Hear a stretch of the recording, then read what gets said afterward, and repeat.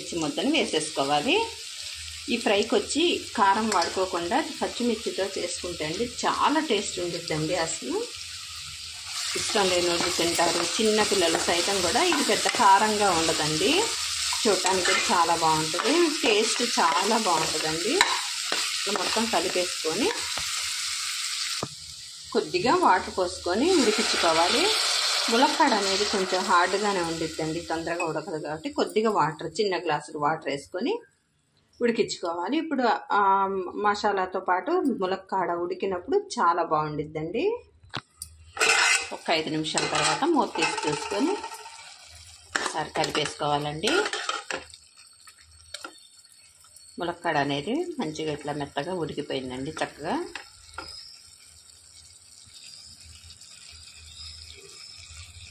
మంచిగా ఉడికిపోయిందండి. ఇప్పుడు ఇందులోనికి తురుము పెట్టుకున్న